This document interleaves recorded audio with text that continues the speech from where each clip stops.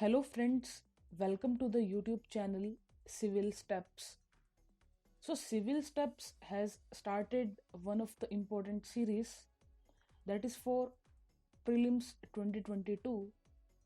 So Target Prelims 2022 initiative of Civil Steps will help students to cover the important topics of history, geography, polity, economy, science, environment and current affairs. So this Target Prelims 2022 series has started from 19th of December 2021 and will help you to cover more than 1000 important topics for prelims examinations. Target Prelims 2022 has been designed keeping in mind the dynamic nature of the UPSC civil services examinations. Hence, Target 2022 focus on overall preparation of a serious civil services aspirant, and it will sail you through UPSC civil services examination very smoothly. So today we will discuss important questions of basic science and environment. So the first question is, with reference to micro irrigation, which of the following statements is or are correct? First, fertilizer or nutrient loss can be reduced.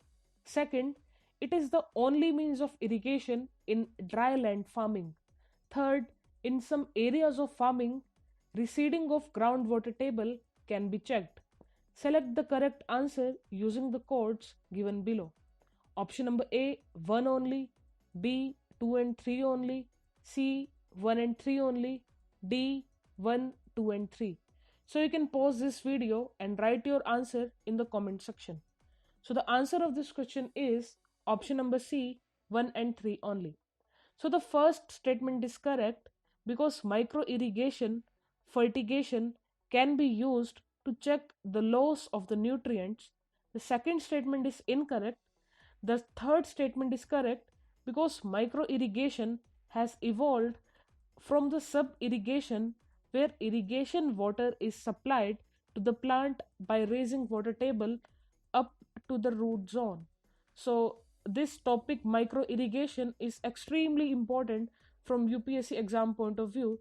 In 2021 mains examination, UPSC has asked question on micro irrigation, and in previous years also UPSC has already asked questions on drip irrigation and sprinkler irrigation, which is also the part of micro irrigation. So you should cover these concepts very holistically from standard sources. So now let us discuss question number second. Steel slag Steel slag can be the material for which of the following? First, construction of base road. Second, improvement of agricultural soil. Third, production of cement. So select the correct answer using the code given below. Option number A, 1 and 2 only. B, 2 and 3 only. C, 1 and 3 only. D, 1, 2 and 3. So you can pause this video and write your answer in the comment section.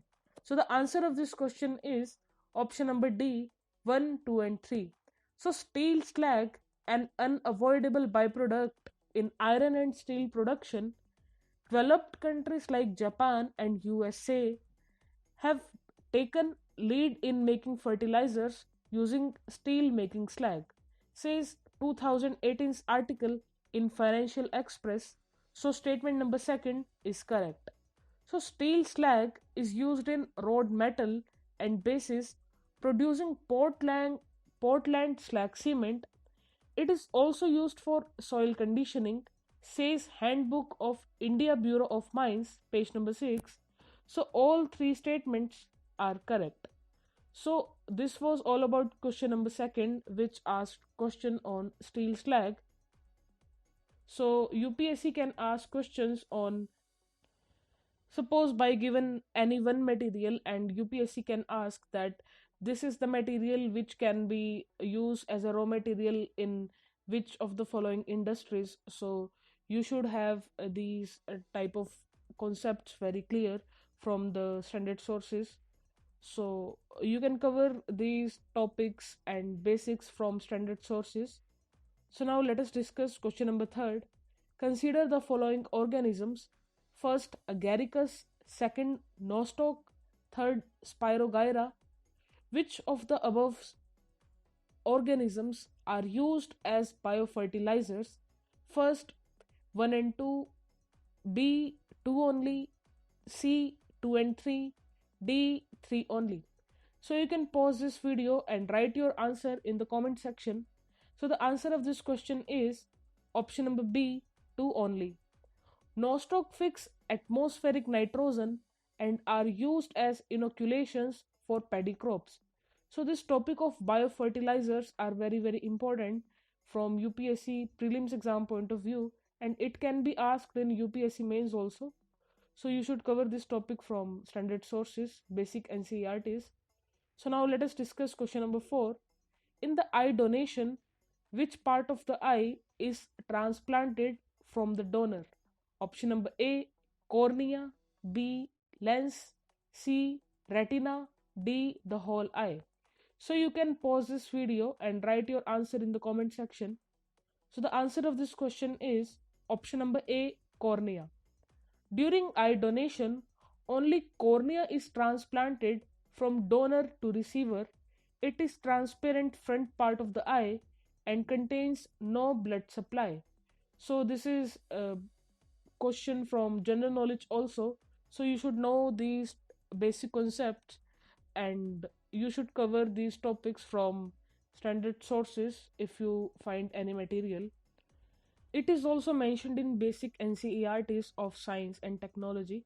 So you can cover these basic concepts from basic NCERTs below class 10th also. So now let us discuss question number 5. Which of the following adds nitrogen to the soil? First, excretion of urea by animals. Second, burning of coal by man. Third, death of vegetation. Select the correct answer using the codes given below. Option number A, 1 only, B, 2 and 3 only, C, 1 and 3 only, D, 1, 2 and 3. So you can pause this video and write your answer in the comment section. So the answer of this question is option number C, 1 and 3 only. Excretion of urea by animals adds nitrogen to the soil, as urea is the main nitrogen containing substance in the urine of mammals. Therefore, urea is widely used in fertilizers as the convenient source of nitrogen. Death of vegetation adds up in soil organic matters, including humus, as organic matters decompose, inorganic nitrogen is released into the soil. So this was the question that was asked from nitrogen cycle. So you can cover all other important biogeochemical cycles from standard sources and basic NCERTs. So this was all about this video.